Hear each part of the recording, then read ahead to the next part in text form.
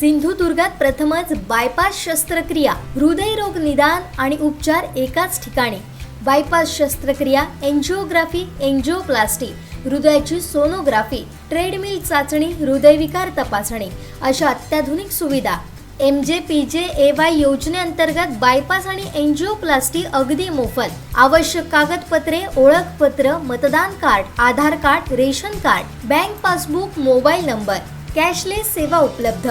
Super speciality life time hospital, Padve, Kasal Malvan मार्गालगत, तालुका कुडाळ, जिल्हा सिंधुदुर्ग।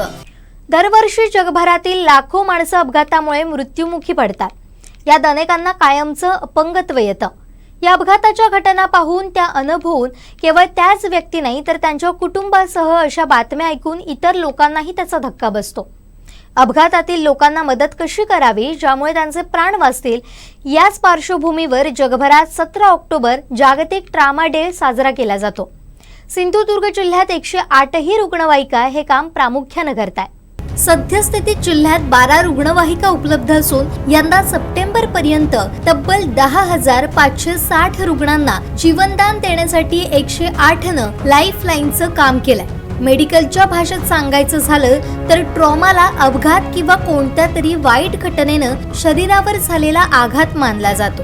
आघात हा रस्ता अपघात, घरगुती हिंसाचार, नैसर्गिक आपत्ती आणि इतर अनेक घटनांनी घडलेला अपघात असू शकतो। या आघाताचा शरीरावर आणि मनावर परिणाम होऊ शकतो, परंतु काही वेळा या अपघातांमुळे येणारे शारीरिक अपंगत्व एखाद्या व्यक्तीच्या मनावर परिणाम करू शकतं। रोड ट्रॅफिक अपघात, ज्यांना RTA देखील म्हणतात, ही आघाताची मुख्य कारण आहे। यातून लोकांना मदत कशी करावी, त्यांचे प्राण कसे वाचवावे, यासाठी जगभरात 17 ऑक्टोबर जागतिक ट्रॉमा डे साजरा केला जातो। जिल्ह्याची भौगोलिक रचना, गाव, अपुऱ्या सुविधा पाहता उपलब्ध झालेल्या 12 रुग्णवाहिका या कमी पडतात। ग्रामीण वस्ती, डोंगराळ भाग, रस्त्यांची स्थिती अत्यंत बिकट अशी आहे। अरुंद आणि नागमोडी वळणाचे रस्ते यामुळे 108 रुग्णवाहिका यंत्रणेला जलद सेवा पुरवण्यास अडचणीचं ठरत आहे। तरीही 108 रुग्णवाहिका यंत्रणा अविरत सेवा देते। जानेवारीपासून गेल्या 9 महिन्यात एकूण 15,671 रुग्णांना विविध घटनांमध्ये सेवा पुरवून रुग्णांचे प्राण वाचवले। या 10 महिन्यात 510 वाहन अपघात झाले। हल्ल्याच्या 36 घटनांमध्ये रुग्णसेवा दिली।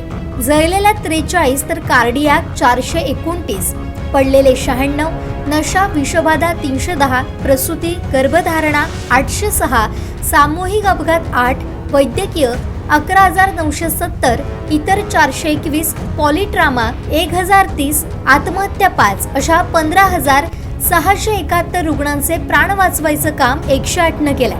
तर मागील 10 वर्षात सिंधुदुर्गातील 1,28,180 रुग्णांना सेवा वाहन अपघात 645, हल्ला 433, बर्न 466, कार्डियाक 1,271, पडलेले 2,253, नशा विषबाधा 2,520, प्रसूती गर्भधारणा 7,631, लाइटनिंग इलेक्ट्रोक्युशन 49, सामूहिक अपघात 248, वैद्यकीय 83,977, इतर 20,940, पॉलिट्रामा 2,262, आत्महत्या 85 अशा रुग्णांना वाचवण्याचे प्रयत्न केले।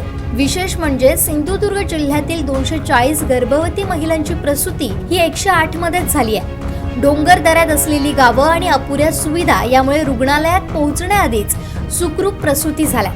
अशा अपघातानंतरच्या मदतीसाठी अपघात घडू नये यासाठी लोकांमध्ये जनजागृतीसाठी 108नं पुढाकार घेतला।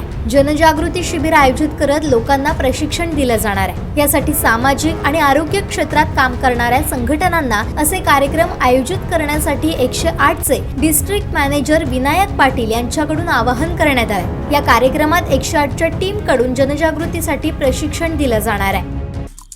आमचे दिवसभरातले सर्व अपडेट्स, ताज्या घडामोडी आणि थेट लाईव्ह पाहण्यासाठी सबस्क्राइब करा, लाईक करा कोकणचं नंबर 1 महा चॅनल कोकण 7 लाईव्हचं YouTube चॅनल।